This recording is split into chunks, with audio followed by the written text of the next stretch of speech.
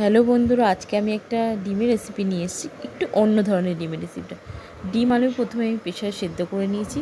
আর এদিকে দেখো ডুমো ডুমো করে আমি পেঁয়াজ কেটে রেখেছি আর গোটা রসুন ছাড়িয়ে রেখেছি। এবার কড়াইতে তেল গরম হয়ে গেছে, আমি ডিমটা আগে ভেজে তুলে নিয়েছি।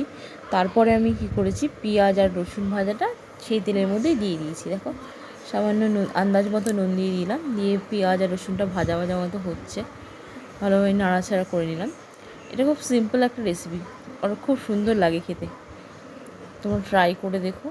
আর তার মধ্যে আমি এবার দিয়ে দিচ্ছি আদা কুচি নিয়েছিলাম, টমেটো, কাঁচা লঙ্কা আর সিদ্ধ করে রাখা আলুটা আমি দিয়ে দিলাম। ভালোভাবে নাড়াচাড়া করার পর, যেহেতু নুন আগে দিয়ে দিয়েছি, এরপরে হলুদ আর জিরের গুঁড়ো দিলাম। আমি এতে কোনো শুকনো লঙ্কার গুঁড়ো অ্যাড করলাম না। এই রান্নাটা খুব হেলদি একটা রান্না, মানে শুকনো লঙ্কার গুঁড়োটা খুব একটা দেবেই না, না দিলেই ভালো হয়। দেখো কি সুন্দর একটা কালার এসছে। এটা হচ্ছে ডিমের পাতলা ঝোল, খুব